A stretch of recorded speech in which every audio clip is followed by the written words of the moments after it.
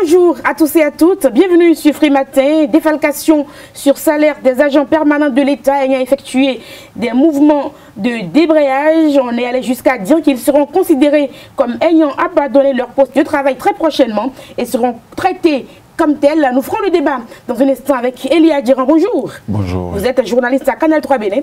Bonjour. Bienvenue sur Free Matin. Merci. Avec vous, nous allons essayer de décrypter donc cette actualité. Kader Achirou, vous êtes là pour nous présenter la une des journaux. Bonjour. Bonjour Nadège Diron, chers amis internautes, bonjour. Entre autres sujets qui font l'actualité ce matin, la une des parutions, nous avons les faux diplômes. Une nouvelle liste de faux diplômés de l'administration publique béninoise a été publiée. Les défalcations tous azimuts opéré par le gouvernement en place, le recensement national d'agriculture, l'animation de la vie politique nationale et les sorties médiatiques du BMP et du FSP. Free Sport, nous parlerons essentiellement basketball. Le championnat national de basket aborde sa deuxième journée ce week-end avec une alléchante affiche chez les dames. Nous en parlerons dans un instant. Le bulletin matinal d'information sera présenté par Carles Kitome. Bonjour à tous, bienvenue. Voici pour vous tout de suite et maintenant la une des journaux, une présentation de Kader Achirou.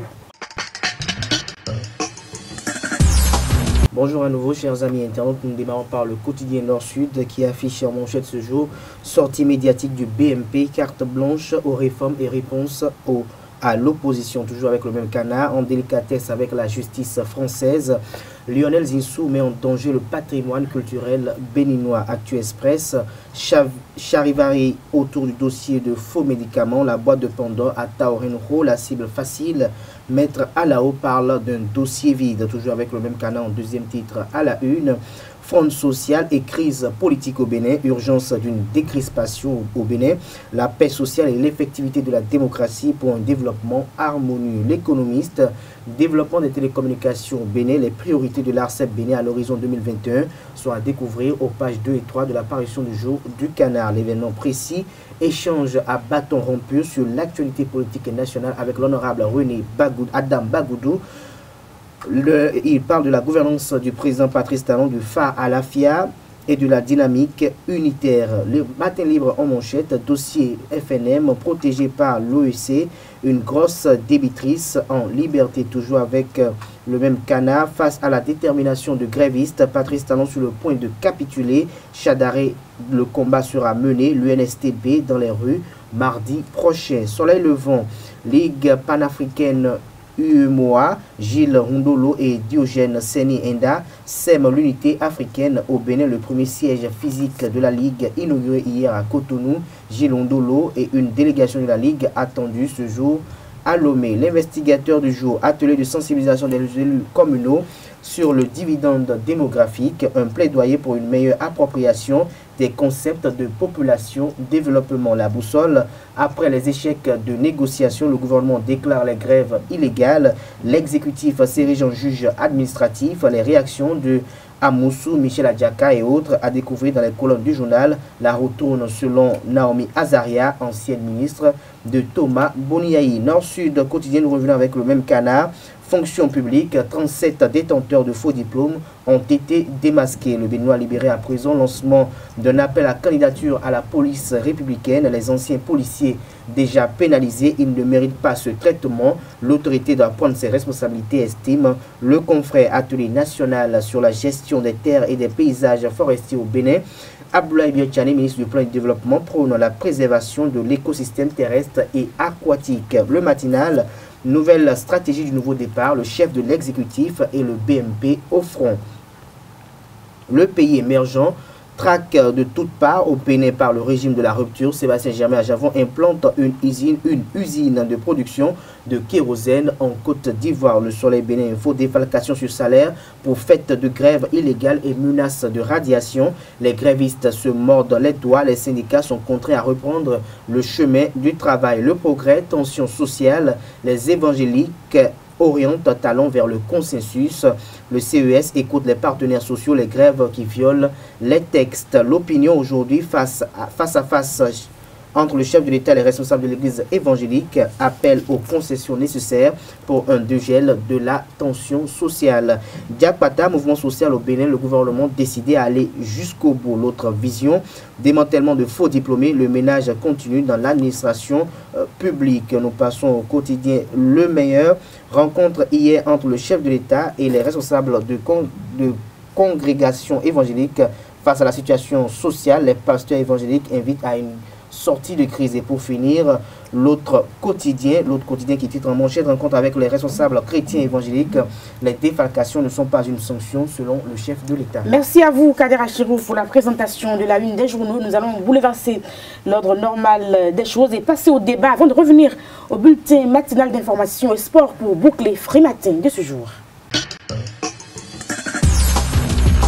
Le débat sur Frimatin Eli Adjiran, nous parlons donc des défalcations sur salaire des agents permanents de l'État qui ont effectué des mouvements de débrayage, qui effectuent toujours des mouvements de grève.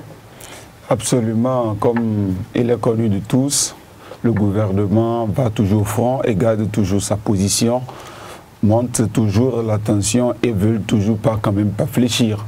Le gouvernement estime déjà pour sa part que les grèves sont donc une question illégale. Mais je pense pour ma part que c'est toujours une situation pas facile. Si déjà, il ne peut pas avoir de personnes ou une partie qui cherche à faire son mea culpa pour essayer donc de dégeler la situation, je me demande à quand la fin donc de la situation, puisque de jour en jour la situation donc s'intensifie. Les syndicalistes aujourd'hui veulent toujours garder le bras de fer avec le gouvernement. Le gouvernement, de par sa position en tant qu'exécutif, ne veut pas aussi donc démordre, et je crois que cette situation-là n'arrange personne dans la situation. Il est quand même impérieux donc de pouvoir trouver une autre formule donc de compréhension afin donc de pouvoir apaiser d'abord la situation. Peu importe, on ne peut pas trouver une solution absolue à la situation. Je crois déjà que les syndicalistes, même la question de la radiation aujourd'hui est beaucoup plus un fait d'intimidation. On ne peut pas radier quelqu'un qui cherche donc à pouvoir revendiquer une situation par rapport à l'intérêt donc général. Aujourd'hui, Noël Chadaré, si vous l'avez écouté hier, comme tout bon citoyen, je crois que la situation est beaucoup plus tendue. Et déjà, même les faits, les gens ont quitté Cotonou, ils sont même rentrés à l'intérieur du pays. Donc il y a une mobilisation donc générale qui est en train de se faire et on se demande jusqu'à quand la situation pourra donc un peu se désamorcer. Alors, Kader Achirou, lorsqu'on sait que le président Talon, c'est finalement jusqu'au boutiste, il ne négocie pas, jusqu'où on peut y aller dans cette affaire? Nous allons aller à un véritable bras de fer. Aujourd'hui, on constate, et comme l'a évoqué Eli Adjiran, le gouvernement est dans une dynamique de vouloir intimider les travailleurs. Ça justifie la thèse de régime qui dirige par la terreur. Aujourd'hui, quand on voit un peu un ministre garde des Sceaux qui vient s'ériger peut-être en juge constitutif qui peut-être justifie ou peut-être qualifie une grève de légale ou d'illégale, je pense que c'est quand même assez édifiant et ça donnera des leçons, ça servira de leçons aux Béninois en ce qui concerne les luttes ou les conquêtes politiques pour les élections à venir.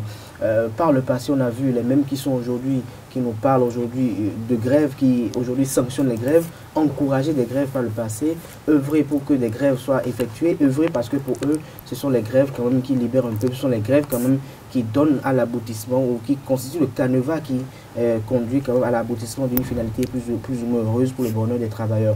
Ce sont eux encore aujourd'hui aux commandes qui estiment qu'il y a des grèves qui sont illégales. C'est le chef de l'État lui-même qui estime aujourd'hui que la défalcation n'est pas une punition et que le fait peut-être de défalquer les intéressés serait égal quand même à la formule selon laquelle qui n'a pas travaillé n'a pas droit au salaire. Je pense que ce sont des aberrations et on est quand même surpris de voir ce qui nous dirige aujourd'hui, en l'occurrence le chef de l'État et son ami et compagnon, je veux parler de Joseph Diogbenou, ministre de garde des Sceaux, qu'on constate aujourd'hui que ce soit eux qui nous en parlent ainsi. Le problème, c'est qu'aujourd'hui, nous avons les magistrats qui sont des véritables connaisseurs de la question du droit, des gens qui sont pétris d'expérience en ce qui concerne l'interprétation des tests légaux et exécutifs. Donc je pense que nous avons un problème aujourd'hui, nous allons assister véritablement un bras de fer. Le peuple va souffrir, va en gémir, les procès vont peiner à prendre, les pharmaciens sont là, ils seront gardés à vue pendant longtemps encore, ou ils seront gardés là pendant longtemps encore. Laurent Metteur, on n'en parle plus aujourd'hui, lui il croupit déjà derrière les barreaux depuis un bon moment. Aujourd'hui ce n'est plus la rengaine de personne, ni de ses compagnons de lutte du FSP. Je pense qu'on ne pense pas à tout cela pour quand même essayer de mettre de l'eau dans son vin, parce que de l'autre côté ou de l'autre, il faut quand même que l'une des parties mette de l'eau dans son vin. Aujourd'hui, si nous avons un gouvernement qui est autocratique et peut-être à la limite despotique, qui estime quand même que ce n'est que ce qu'il dit qui passe et que la gouvernance doit se faire comme une monarchie, il faut quand même que de l'autre côté, ceux qui quand même représentent le peuple, ceux qui sont du côté du peuple, puissent essayer quand même de faire un certain rafraîchissement rétablissement à leur niveau, mais dans le même temps, dans la dynamique de travailler à ce que les prochaines élections ne soient pas quand même des conquêtes qu'ils vont gagner. Alors, Elie Adjiran, on a déjà défalqué les secrétaires permanents de l'État qui ont effectué des mouvements de débrayage. Et puis après, on parle de radiation. Est-ce que ce n'est pas une provocation finalement? Les négociations sont en cours quand même. C'est justement là la situation parce qu'il n'y a pas encore eu une satisfaction. Encore moins que avant même qu'il n'y ait d'abord la question de la défalcation, il y a d'abord eu une démarche anticipative qui a donc lieu toujours pour trouver un terrain d'entente. Les deux parties n'ont pas encore pu trouver moyen d'action et déjà on a procédé d'abord à une question de défalcation qui était en train donc d'être revendiquée à nouveau pour qu'il y ait une rétrocession et qu'on aille encore beaucoup plus loin. Et je crois que de jour en jour, quelle serait donc la finalité? Je pense pour ma part déjà que si une partie estime déjà qu'elle ne veut pas démordre parce qu'elle est en position de force, je voudrais parler déjà donc du gouvernement et déjà les syndicalistes, eux pour le part, je crois quand même pour ma part que le gouvernement aujourd'hui est en train d'exagérer et déjà pendant que c'est le cas, le contexte ne favorise pas parce que vous n'êtes pas sans savoir que les meilleurs acteurs, comme l'a dit tout à l'heure mon vis-à-vis, les meilleurs acteurs susceptibles d'apprécier en réalité les tests constitutionnels ou du moins les tests de loi sont déjà en réalité les acteurs de la justice. Et aujourd'hui, si un seul acteur, quoi qu'il soit-il, même s'il est donc du secteur de la justice et il se retrouve aujourd'hui au gouvernement, se met donc à apprécier les choses en ces termes et en considérant déjà que les grèves sont donc illégaux, je me pose la question de savoir si est-ce qu'il n'y a pas quand même une centralisation, du moins une banalisation donc des autres pouvoirs donc, de notre pays, parce que là, c'est comme si l'exécutif, quant à lui, s'est donc constitué des différentes autres structures pour essayer donc de pouvoir prendre toutes les autres positions. Si aujourd'hui nous estimons que la grève est donc illégale et déjà c'est cette même grève-là qui a pu libérer le peuple depuis le temps même donc de la lutte des classes et jusqu'à l'heure de la démocratisation, on ne peut pas aujourd'hui refuser aux gens donc de pouvoir lutter. Et si un temps soit peu, déjà les grèves ont été donc portées et déjà les gens pose la condition de penser qu'il faut donc aller à une radiation ou du moins à un renvoi même de la fonction publique. On en a vu avec Trébeau qui a été donc renvoyé, même malgré donc ces différentes déclarations. Je crois que ça ne va pas être facile parce qu'on en a entendu et mais la lutte continue et les gens continuent toujours un temps soit peu de redemander à ce que véritablement la justice soit donc établie et que l'équité soit donc pour la justice de tous.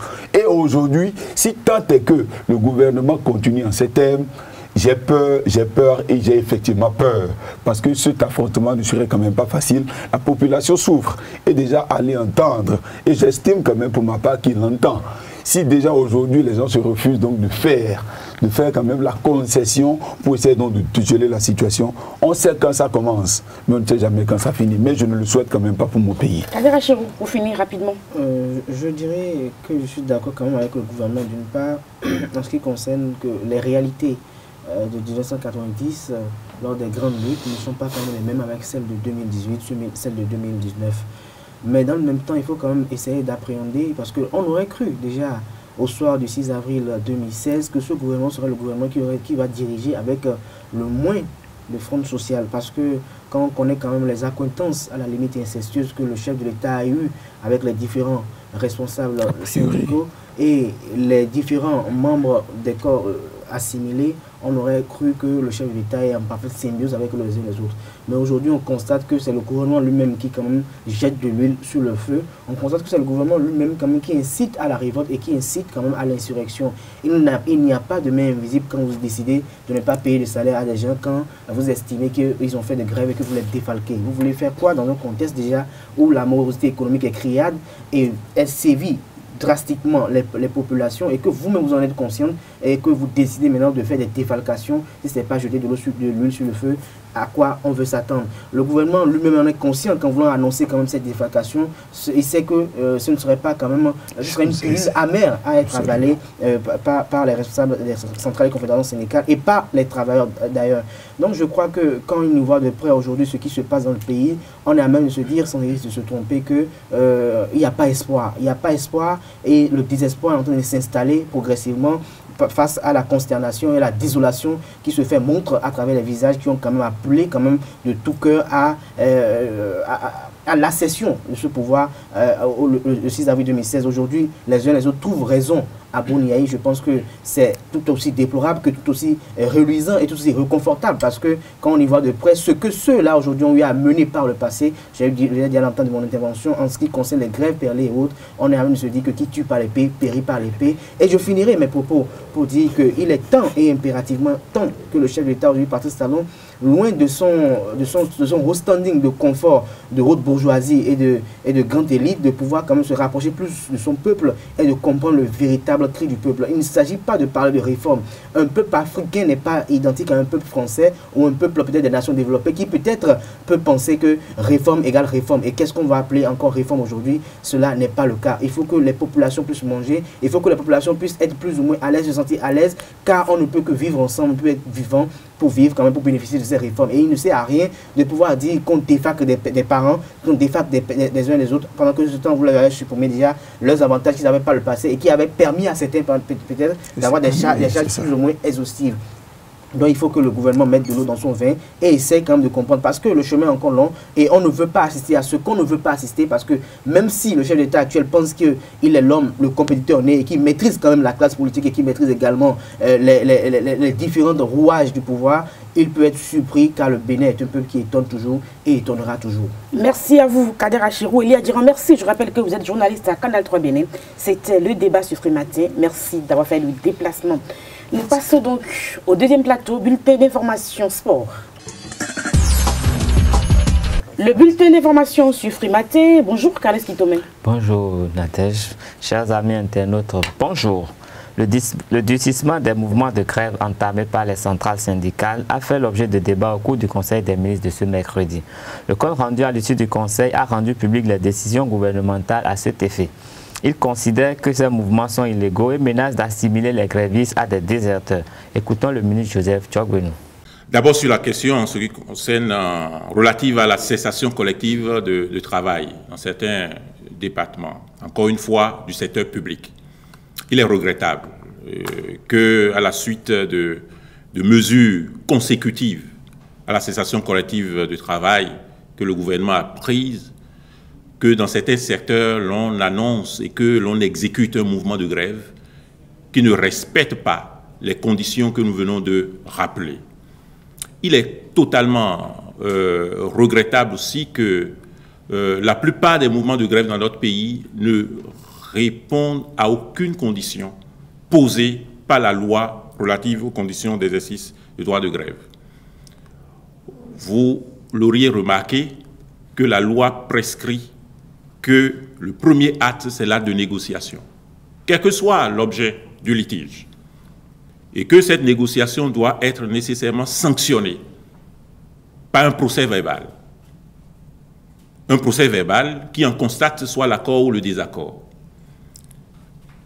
Et que ce n'est qu'à la suite, et non avant, qu'à la suite de ces négociations, sanctionnées par un procès verbal, qu'un préavis est adressé aux autorités compétentes. Et la loi elle-même dit que, faute par les organisations syndicales de respecter les conditions qu'elles fixent, les grèves sont illégales.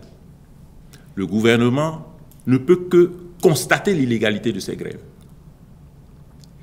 et invite, nous considérons que les organisations syndicales le savent, mais invite chaque agent à ce constat de l'illégalité et aux suites possibles de ce constat de l'illégalité. Je voudrais m'adresser aux parents et aux familles des agents. Il y a peut-être des éléments spectaculaires dans le fait de lancer des mouvements. Cette impression d'aller contre une autorité, un pouvoir, cette recherche d'un héroïsme dont on mesure très peu l'efficacité. Mais il y a aussi la responsabilité du gouvernement d'appliquer la loi. Et chacun est appelé à assumer les conséquences de cette application de la loi. Nous avons observé, notamment dans le secteur de la justice, de la part de l'Union nationale des magistrats, une motion de grève qui, encore une fois, ne répond à aucune condition, de la part de personnes appelées à appliquer et à interpréter la loi, ce qui, au surplus, relève d'une faute lourde. En page santé, la fièvre hémorragique à virus Lassa fait parler d'elle depuis quelques semaines au Bénin et dans la sous-région. Il s'agit d'une maladie endémique de la région de l'Afrique occidentale. Le docteur Tokpanou Koudjo indique un traitement possible face à cette maladie mortelle. Suivons-le.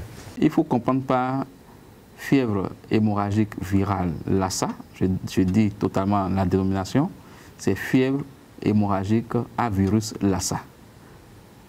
D'abord, c'est une fièvre, ou bien c'est une maladie qui se manifeste par une fièvre associée à d'autres signes, tels que des maux de tête, tels que des vomissements, tels que des courbatures, des myalgies, et on a parlé d'hémorragie. Donc, quelque part, il y a du saignement. Ça peut être des saignements de n'importe quelle partie du corps, soit du nez, soit des yeux, soit de la bouche, ou bien de tout autre orifice. Ou bien la personne peut vomir du sang, ou bien, excusez-moi, sous peu le terme, peut chier du sang. Mais le sang n'apparaît que dans une proportion très infime de la maladie, dans les 10%, 10 à 11% comme ça.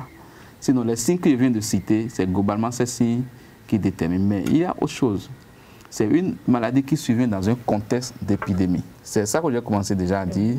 Le diagnostic se fait dans un laboratoire, pas n'importe quel laboratoire. C'est un laboratoire spécifique que nous appelons laboratoire de type P3 ou P4. Le Bénin a un laboratoire de référence actuellement par rapport aux fièvres virales, Lassa. Sinon, le Nigeria aussi en possède. Le Sénégal en dispose. Je crois que ce sont ces pays que nous avons dans la sous-région ouest africaine qui disposent de ces laboratoires. C'est des laboratoires sous haute sécurité parce que le virus est très virulent, très contagieux. Donc, n'importe quel technicien de laboratoire ne peut pas travailler sur le virus Lassa. Les complications, elles ne sont pas moindres. Je vais commencer par la plus grande des complications qu'on peut avoir dans une maladie, dans cette maladie, c'est le décès.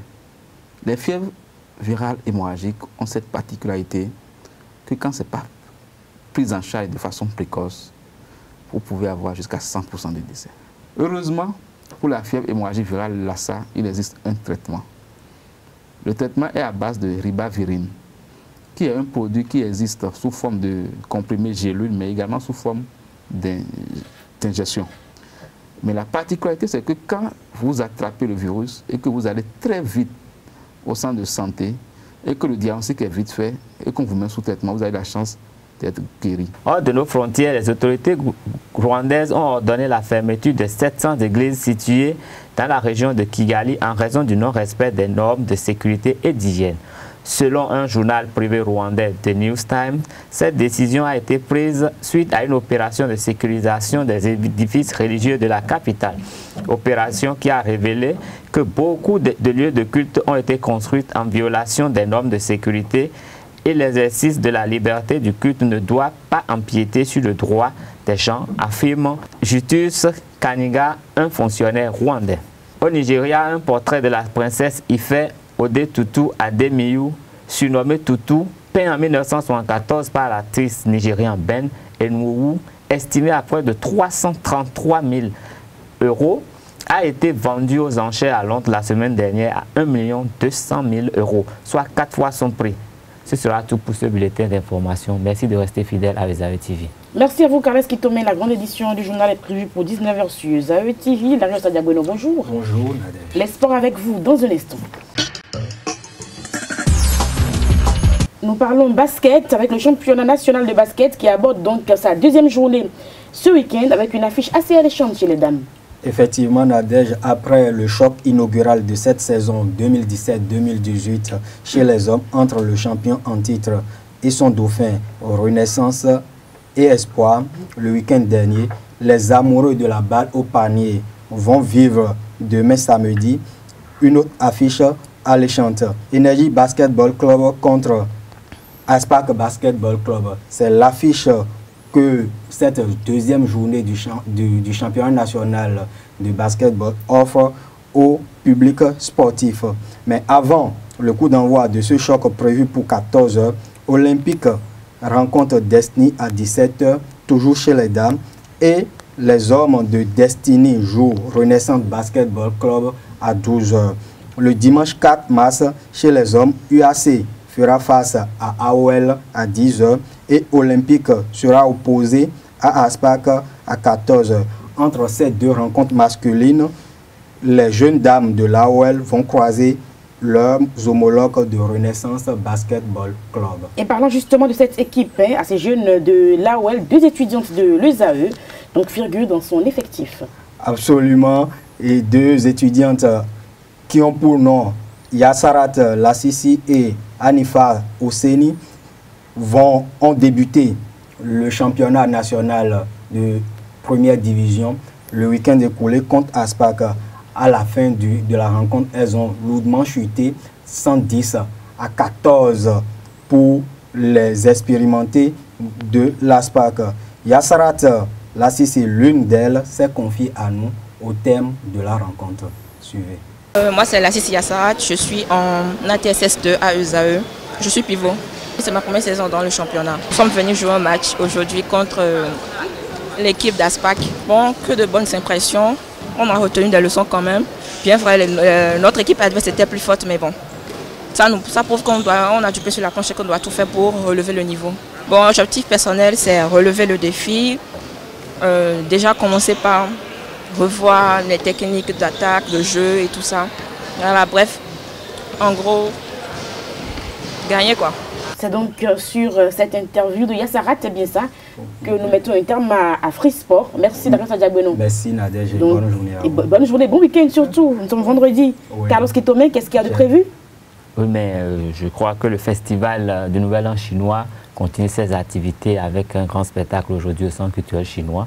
L'Institut français de Cotonou aussi accueille un concert dont nous ne donnons pas les précisions. Le lundi, nous allons revenir sur tous les détails. L'agenda sportif également du week-end, hein? Oui, il y a l'énergie. Quand j'ai parlé de l'énergie Basketball Club, il y a l'équipe de foot qui affûte ses armes pour recevoir le mardi prochain Enyimba Daba du Nigeria. Et il y a également le week-end est consacré chez nous ici à l'entretien, au sport d'entretien. Oui, on voit un peu dans les artères, hein? Oui. Beaucoup de personnes qui font des sports d'entretien. Il y a également ça. Merci à vous, Jack Benon, Carles Kitome. Très bon week-end à vous. Revenez-nous en forme. C'est la fin de Free Matin pour le compte de cette journée, pour le compte de cette semaine. On va se retrouver lundi prochain avec le même plaisir. Portez-vous bien. Au revoir.